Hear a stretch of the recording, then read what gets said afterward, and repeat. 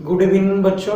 तो कुछ आज पढ़ेंगे गॉस थ्योरम का कुछ इम्पोर्टेंट पॉइंट है, उसको आज देखेंगे। एनसीईआरटी के 34 पेज पे है। इसको थोड़ा सा आप लोग देख लीजिएगा जरूर, क्योंकि कभी कभी पूछता है, तो इससे अच्छा है कि आप उसको जरूर एक बार देखिएगा, ठीक ना। मैं कुछ बता दे रहा हूँ, कुछ आप देख लीजिएगा। जो नहीं समझ में आएगा तो उसको कमेंट करिएगा, मैं समझा दूंगा, ठीक। तो 34 पेज पे है, 5-6 आपका पॉइंट्स हैं जिसको समझना था, तो हम 2-4 समझा दे रहे हैं, ठीक। बाकी आप देख लीजिएगा। तो हमारा गॉस थ्योरम क्या आया था कि net electric field, net flux जिसको हम निकाले थे, तो कैसे निकाले थे? Close interval ds electric field into ds equal to निकाले थे Q नॉट या Q नेट कर दें अपॉन साइलम नॉट। ये हमने निकाला था, शायद यही निकाला था, अगर आपको याद होगा। Q या Q नेट कर दे, ठीक। तो यहां देखो एक्चुअल Q नेट लिखे हैं, तो ये हमने निकाला था। तो गॉस थ्योरम को एक बार यहाँ हम उसका फिगर बना दे रहे हैं, ठीक। ये आपका Q था, Q, इसको अगर Q था, Q नेट हम कर दिए, ठीक। तो ये आपका सरफेस, एलिमेंट्री सरफेस लिए थे, ठीक। यहां से आपका इलेक्ट्रिक फील्ड और ds वेक्टर, यही सब था, ठीक। तो ध्यान से देखिए, हाँ, तो यहां देखिए क्या होता है। तो पहला इसका पॉइंट ये है कि इलेक्ट्रिक फील्ड जो है, जो गॉस थ्योरम लगता है, वो क्लोज सरफेस के, यानी प्रत्येक क्लोज सरफेस के लिए गॉस थ्योरम लगेगा, ठीक। अब वो चाहे किसी भी आकृति का हो, ठीक, चाहे वो सिलेंड्रिकल हो, ठीक, चाहे वो क्यूबॉइड हो, क्यूब हो, ठीक। तो गॉस थ्योरम जो होगा क्लोज सरफेस के लिए यूज करते हैं। क्लोज सरफेस होना चाहिए प्रत्येक क्लोज सरफेस के लिए, ये गॉस थ्योरम एप्लीकेबल है। और वो चाहे आपका किसी प्रकार का सरफेस हो, दैट इज क्यूबॉइड, सिलेंड्रिकल या क्यूब सिलेंड्रिकल, ठीक। ये याद होना चाहिए। दूसरी बात, इसका जो ये चार्ज है वो कैसा चार्ज है? तो Q जो चार्ज है वो Q नेट है, चार्ज है। क्या है? नेट चार्ज है।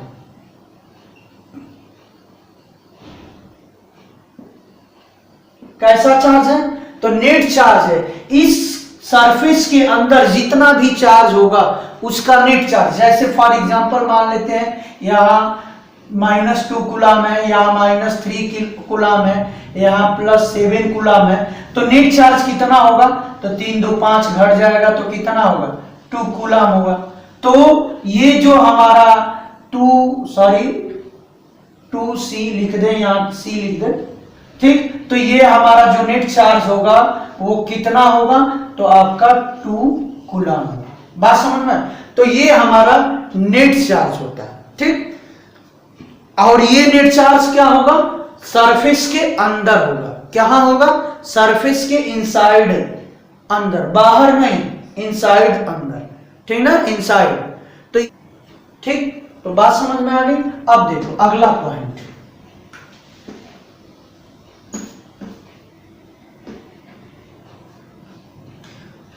जो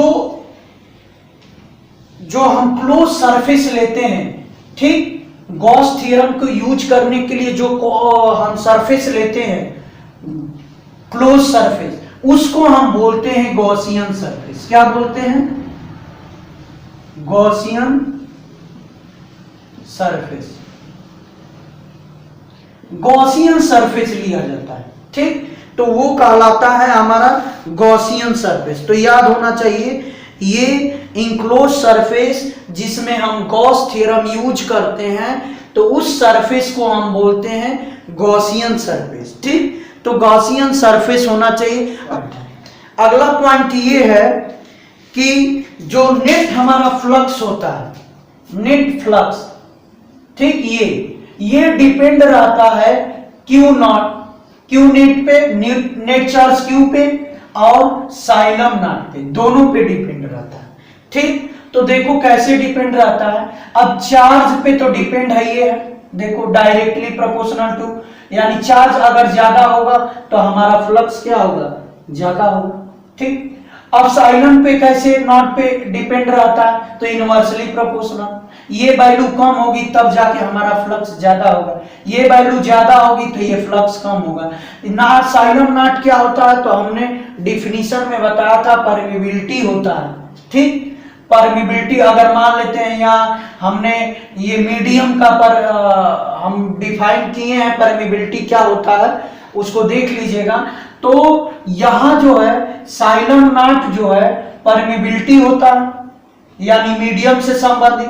तो मीडियम, किस मीडियम में बात करें, अगर मान लेते हैं ये चार्ज है, ठीक, ये चार्ज है, हमको निकालना है, इसके चारों तरफ मीडियम यूज कर दिए।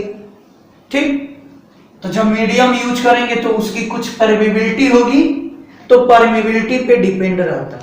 ठीक, तो ये है। अब आगे देखो एक इंपॉर्टेंट पॉइंट कि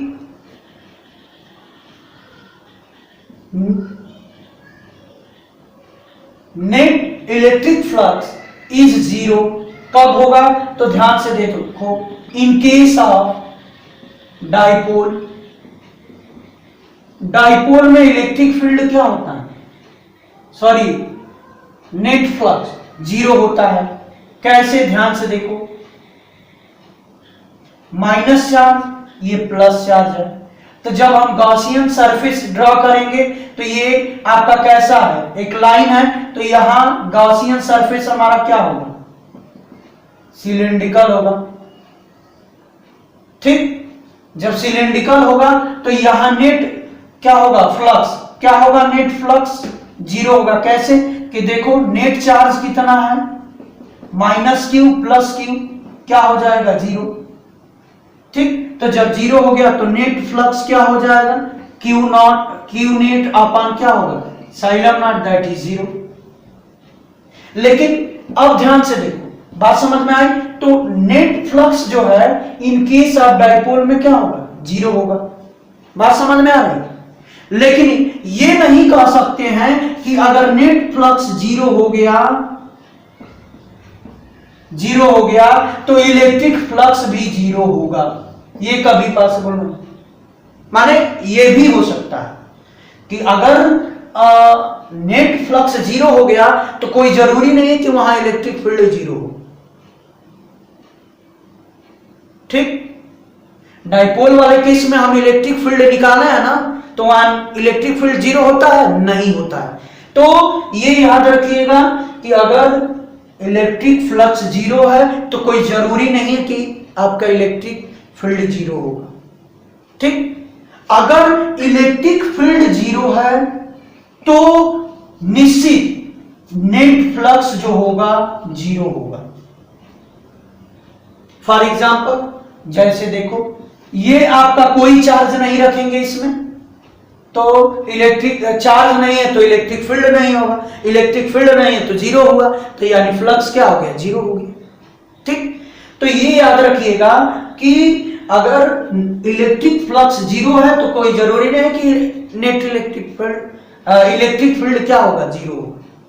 लेकिन अगर इलेक्ट्रिक फील्ड जीरो है तो नेट आपका जो फ्लक्स होगा वो जीरो होगा, ये जरूरी है। तो ये मैंने समझाया। Any hypothetical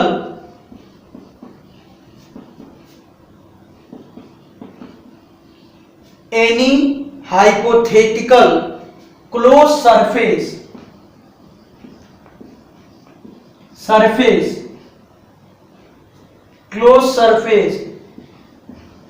enclosed enclose a charge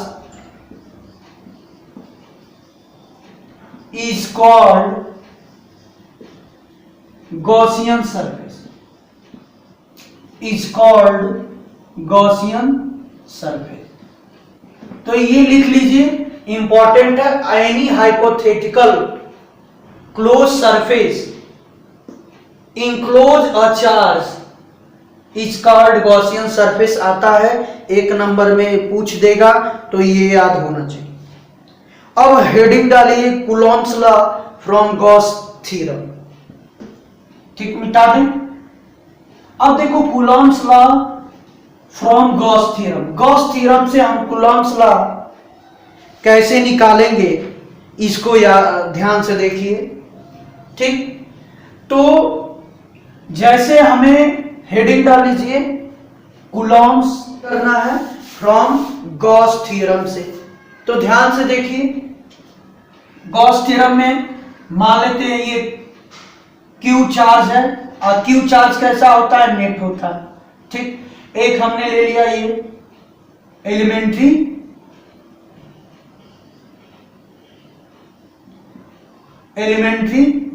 area ले लिया, ठीक।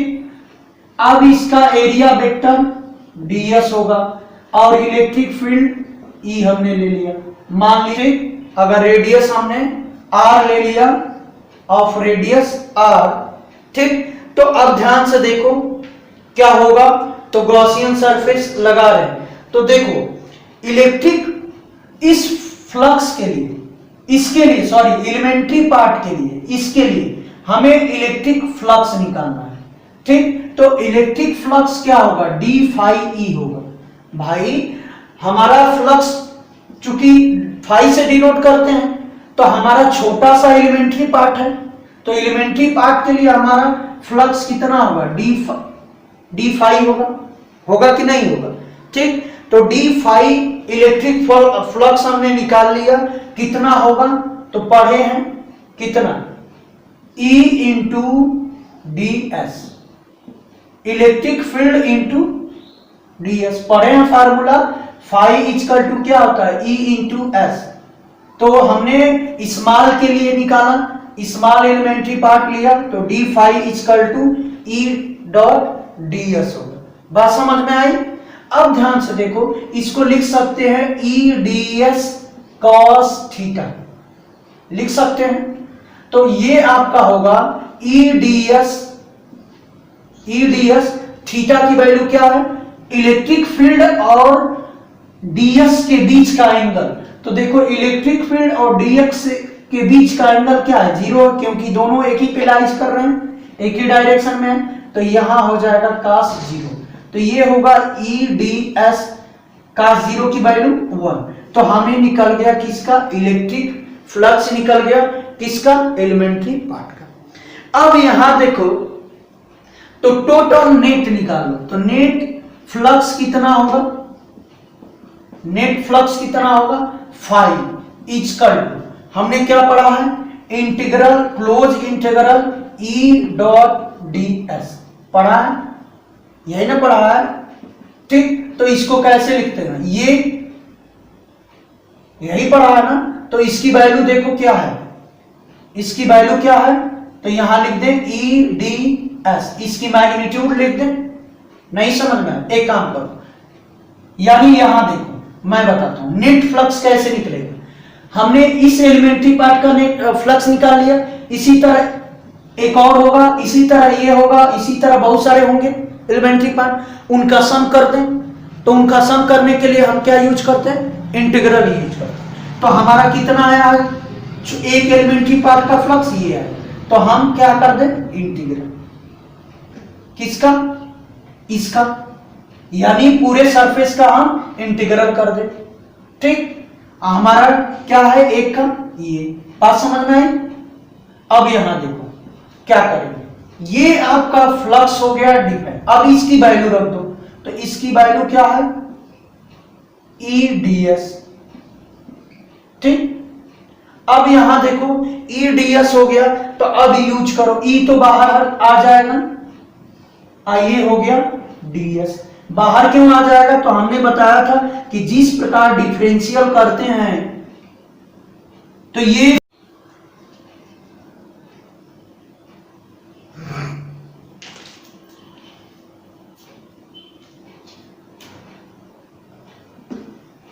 तो यहां देखिए, जैसे हमने बताया था कि dx x के पावर n है, इसका डिफरेंशियल करना है। तो पहली बात तो डिफरेंशियल ये किसका करता है? जब ये x है तो यहां होना चाहिए वो टर्म, तभी इंटीग्रल करेगा, सॉरी डिफरेंशियल करेगा। अगर नहीं है, कोई c कांस्टेंट है, तो उसका डिफरेंशियल क्या हो जाता है? 0 हो जाता है। तो ठीक इसी प्रकार इंटीग्रल में देखो, इंटीग्रल का ये सिंबल होता है x के पावर n dx।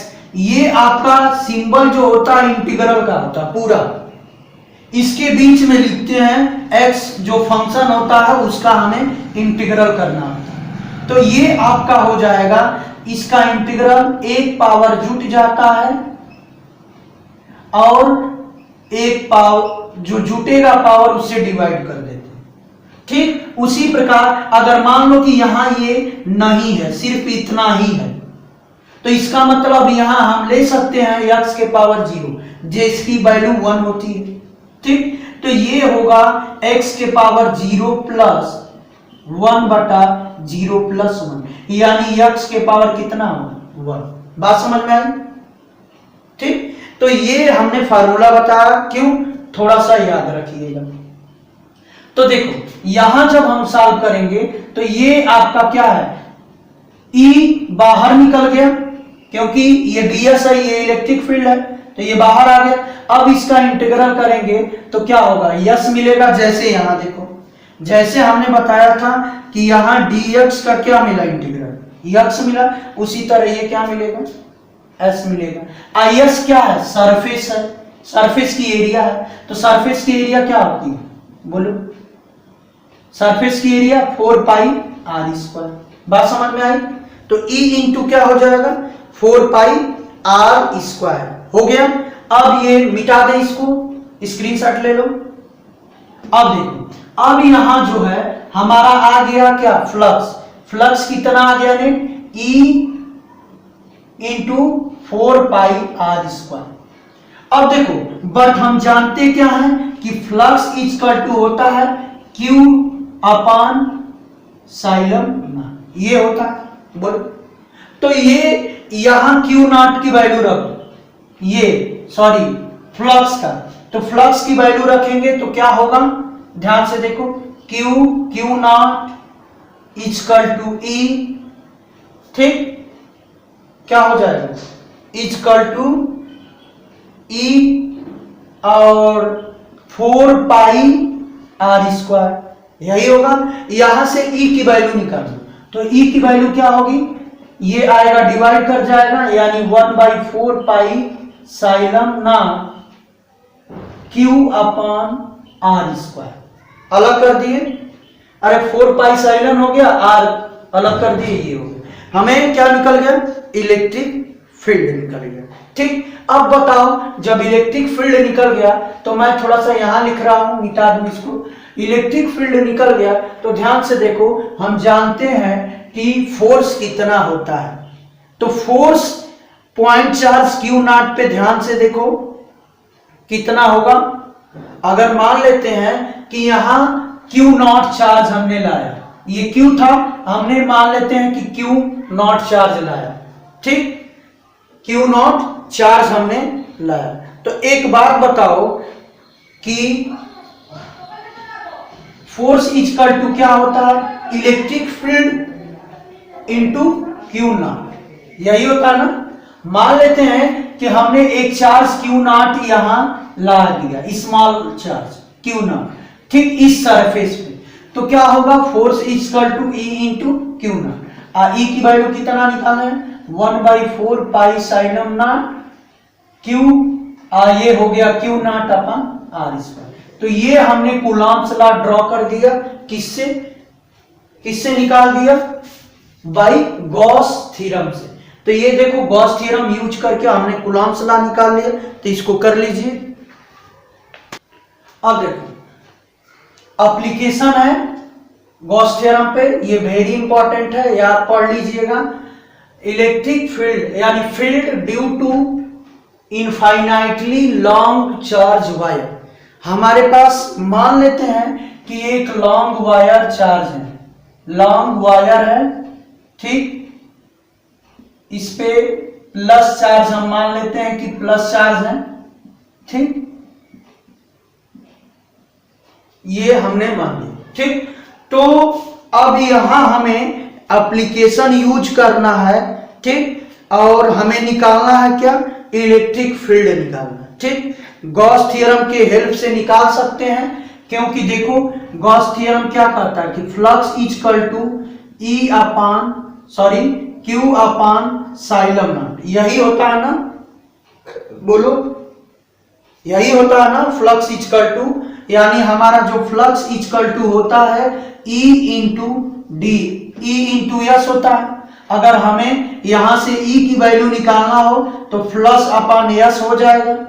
तो हम गॉस थ्योरम यूज करके हम इलेक्ट्रिक फील्ड निकाल सकते हैं। तो यहां गॉस थ्योरम यूज करके हम इलेक्ट्रिक फील्ड निकालेंगे, देखो कैसे निकालते हैं। तो ध्यान से देखो, ये आपका हो गया लॉन्ग वायर। अब इसको क्या करते हैं, एक हम गॉसियन सरफेस लेते हैं। तो गॉसियन सरफेस ले लिया जाए, ठीक। तो गॉसियन सरफेस कैसा बनेगा, इसका सिलेंड्रिकल बनेगा। कैसे मालूम, देखो सिलेंड्रिकल बनेगा। तो ध्यान से देखो, अगर मान लेते हैं कि ये स्क्वायर सरफेस स्फीयर बना दिया, क्या बना दिया, स्फीयर बना दिया। तो ध्यान से देखो, इसके यहां के लिए इलेक्ट्रिक रेडियस कुछ और होगा, यहां के लिए रेडियस कुछ और होगा, ठीक। तो यहां हम थोड़ा सा ये नहीं ले सकते, हम ये वायर है तो वायर किसका फॉर्म होता है, सिलेंडर का होता है, इसलिए हम इसको हम सिलेंडर का फॉर्म ले लेते हैं। गॉसियन सरफेस कैसा लेंगे, सिलेंडर का फॉर्म, ठीक। हमने गॉसियन सरफेस ले लिया, सिलेंडर का फॉर्म। अब ध्यान से देखो, यहां मैंने गॉसियन सरफेस ले लिया। अब देखो इस गॉसियन, देखो यहां ध्यान से देखो, इलेक्ट्रिक फील्ड कहां कहां होगा। तो इस सरफेस पे इलेक्ट्रिक फील्ड निकाल लें, नेट इलेक्ट्रिक फील्ड, ये वाला सरफेस। फिर ऊपर वाले सरफेस पे ये वाला जो सरफेस होगा उसका इलेक्ट्रिक फील्ड निकाल लें नेट, और इसका इलेक्ट्रिक फील्ड निकाल लें नेट। तो बोलो तीनों का निकाल के जोड़ देंगे तो हमारा टोटल नेट इलेक्ट्रिक फील्ड हो जाएगा इसका। तो इस लॉन्ग चार्ज वायर का इलेक्ट्रिक फील्ड निकालने का मतलब कि कितना सरफेस है, एक ये सरफेस है, एक ऊपर है और एक नीचे सरफेस है। तो यहां हम गॉस थ्योरम यूज करेंगे, ठीक। तो ध्यान से देखो कैसे यूज करते हैं। यहां देखो एलिमेंट्री पार्ट लेते हैं, ठीक, एलिमेंट्री पार्ट। तो इसका इलेक्ट्रिक फील्ड इधर होगा और ds भी इधर होगा। तो इस ds को हम कर देते हैं इलेक्ट्रिक फील्ड, ये हो गया। और इस एलिमेंट्री पार्ट, इसका एलिमेंट्री पार्ट हम कर देते हैं ds1, क्योंकि हमने इस सरफेस का लिया है, ठीक, बात समझ में। अब इलेक्ट्रिक फील्ड अब इस सरफेस पे, अब इस सरफेस की बात करें तो इस सरफेस का जो ये होगा एरिया वेक्टर, ये होगा ds, क्योंकि एरिया वेक्टर क्या होता है, परपेंडिकुलर होता है प्लेन सरफेस के, ठीक, नॉर्मल होता है। तो ये है सरफेस, तो इसके नॉर्मल यही होगा, ठीक, तो ऊपर के। लेकिन इलेक्ट्रिक फील्ड क्या होगा, इधर होगा, क्योंकि ये प्लस है तो इलेक्ट्रिक फील्ड क्या होगा, इधर होगा, ठीक। ये इलेक्ट्रिक फील्ड, ये हमने कर लिया ds2। यहां एक एलिमेंट्री पार्ट ले लेते हैं, इसका इलेक्ट्रिक फील्ड किधर होगा, इधर, और ये किधर होगा, ds3 मान लेते हैं, एरिया वेक्टर। हमने क्यों लिया, इस पे हमने इस सरफेस पे, इस क्लोज सरफेस पे हम गॉस थ्योरम लगाएंगे, फिर इस क्लोज सरफेस पे लगाएंगे, फिर इस क्लोज सरफेस पे, तीनों पे लगा के हमने टोटल नेट फ्लक्स निकालेंगे। और टोटल नेट फ्लक्स निकल जाएगा तो हमारा इलेक्ट्रिक फील्ड निकल जाएगा, क्योंकि हमारा फ्लक्स होता है ये E इंटू एरिया S। तो यहां से S से डिवाइड कर देंगे, आ जाएगा। तो ध्यान से देखो कैसे निकालते हैं। तो नेट फ्लक्स निकालें तो नेट फ्लक्स क्या होगा, ध्यान से देखो, नेट फ्लक्स होगा इस पे का फ्लक्स प्लस ये इस पे का टोटल फ्लक्स प्लस इस पे का टोटल फ्लक्स। ठीक, तो यहां टोटल फ्लक्स क्या होगा, ध्यान से देखो, φ1 प्लस यहां टोटल फ्लक्स क्या होगा, φ2 मान लेते हैं, यहां सॉरी यहां, और यहां क्या होगा प्लस φ3 होगा।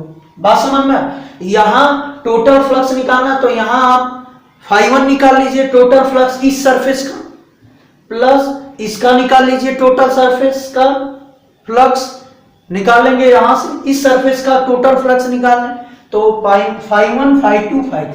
अब देखो φ1 को क्या लिख सकते हैं, φ1 को क्लोज, ठीक, इंटीग्रल EDS1 होगा कि नहीं होगा, बोलो, EDS1, ठीक, EDS1 डॉट देंगे, ठीक, प्लस यहां डॉट रहेगा, याद रखिएगा, क्योंकि हमारा फ्लक्स क्या होता है, close interval E dot DS होता है, ठीक, तो ये हो गया।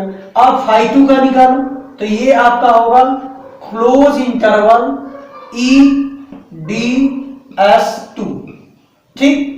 अब φ3 का निकालो तो यहां क्या होगा, close interval E dot DS3। बात समझ में आई, ठीक, हमने φ1 की वैल्यू रख दिया, ये हो गया, φ2 की वैल्यू यहां, φ3 की वैल्यू ये। अब ध्यान से देखिए, इन दोनों के बीच थीटा कितना है, यहां दोनों के बीच क्या है, थीटा 0 है, यहां थीटा कितना है 90 डिग्री है, ठीक, यहां थीटा क्या है, यहां भी थीटा कितना है 90 डिग्री है। बात समझ में आ रही है, तो यहां थीटा क्या है 90 डिग्री, तो इसको क्या लिख सकते हैं, देखो EDS1 cos 0, थीटा की वैल्यू 0, प्लस इसको क्या लिख सकते हैं, EDS2 cos 90, इसको क्या लिख सकते हैं, EDS3 cos 90, बोलो होगा। अब ध्यान से देखो, ये आपके पास 0 की वैल्यू क्या होती है 1, तो ये 1 हो जाएगा, तो इंटीग्रल EDS1 हो गया, ये वैल्यू क्या होगा 0, ये भी वैल्यू क्या होगा 0, cos 90 की वैल्यू 0 होती है, तो टोटल हमारा कितना आया, इंटीग्रल EDS1 आया, ठीक, तो ये हमारा टोटल फ्लक्स हो गया। अब देखो टोटल फ्लक्स निकल गया, तो इसको इंटीग्रल करेंगे तो E बाहर आ जाएगा, ठीक, और इंटीग्रल किसका होगा DS1 का, तो DS1 का करेंगे तो क्या मिलेगा, E into S1, integral S1 होगा, जैसे हमने बताया था dx का क्या आता है x, इंटीग्रल dx का x होता है, तो इंटीग्रल ds1 का क्या होगा S1 होगा, तो यहां क्या लिखेंगे S1। S1 क्या है आपका, सरफेस एरिया किसका है, इसका है, यानी ये वाला पार्ट का, ये चारों वाला, तो ये वाला पार्ट का सरफेस एरिया कितना होता है सिलेंडर का 2 पाई r, 2 पाई क्या होता है 2 पाई r h होता है, ठीक, तो 2 पाई r h, तो यहां लिखेंगे 2, देखो यहां क्या हो जाएगा E इंटू 2 पाई, पाई रेडियस कितना है r, IH की वैल्यू, अगर लेंथ हमने मान लिया कि लेंथ क्या है L है, ठीक, तो ये इसका रेडियस अगर मान लेंगे कि r है, यहां रेडियस मान लीजिएगा r, तो ये क्या होगा 2 पाई r L होगा, यानी हमारा फ्लक्स नेट निकल गया E equal to 2 pi r L। बात समझ में आई, 2 पाई r L। अब ये बताओ, ठीक, इतना हो गया।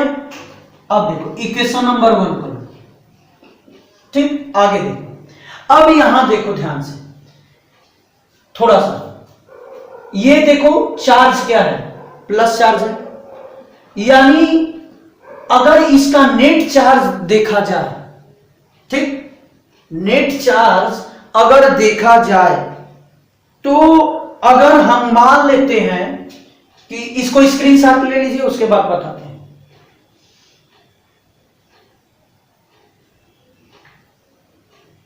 मिटा दें। अब देखो,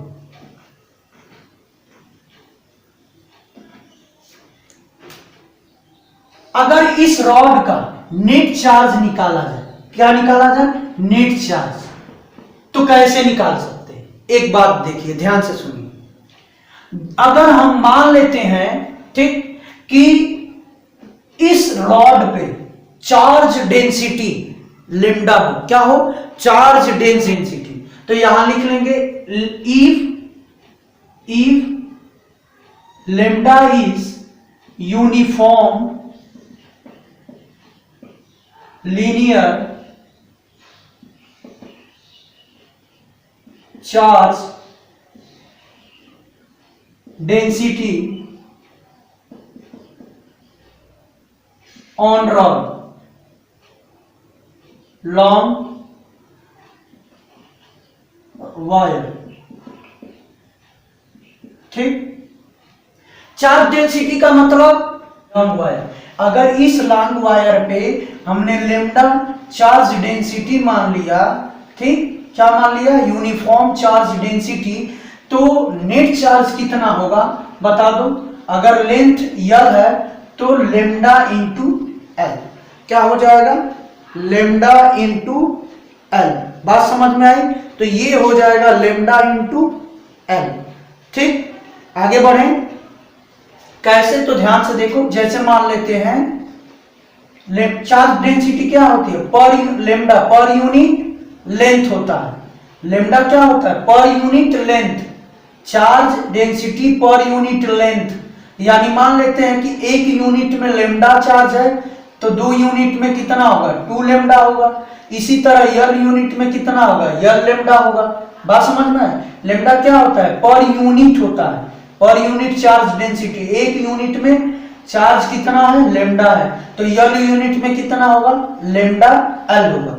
तो लेमडा एल हो गया टोटल, तो टोटल कितना चार्ज होगा? लेमडा एल चार्ज होगा, ठीक। तो ये हो गया नेट चार्ज। बात समझ में आ गई, ठीक। अब देखो इसको, अब ये हो गया। अब इसको इक्वेशन नंबर 2 कर लो। क्या कर लो? इक्वेशन नंबर 2, ठीक। अब ध्यान से देखो, यहां से अगर हम एल की वैल्यू निकालें, ठीक, एल की वैल्यू, तो चाहे यहां लेमडा एल की वैल्यू निकालो तो क्यू अपन क्या होगा? लेमडा, ठीक। तो इक्वेशन नंबर 2, तो फ्रॉम 1 and 2 से देखो, फ्रॉम 1 and 2 से फाई इक्वल टू क्या होगा? ई 2 पाई आर और क्यू अपन लेमडा। बात समझ में आई? क्यू अपन क्या हो जाएगा? लेमडा हो जाएगा, ठीक। अब देखो, बट हम जानते हैं कि फाई इक्वल टू क्या होता है? बोलो, फाई इक्वल टू क्या होता है? याद है? क्यू अपन साइलम नॉट होता है। क्या होता है? क्यू अपन साइलम नॉट होता है। तो एक बात बताओ, यहां से क्यू की वैल्यू रखेंगे इसमें तो क्या होगा? या फाई की वैल्यू यहां रख दो, तो फाई की वैल्यू रख देंगे तो क्या होगा? Q upon epsilon not equal to E 2 pi r Q upon lambda. Q से क्यू कैंसिल हो गया तो ई की वैल्यू निकालो, तो ये चला जाएगा, क्यू से क्यू कैंसिल, तो लेमडा ऊपर आ जाएगा। ये 2 पाई आर साइलम नॉट किसकी वैल्यू हो जाएगी? ई की, ठीक। तो ये हमारा इलेक्ट्रिक फील्ड हो गया किसका? लॉन्ग वायर का, ठीक। तो इलेक्ट्रिक फील्ड कितना हो गया लॉन्ग वायर का? तो यही था, कर लीजिए।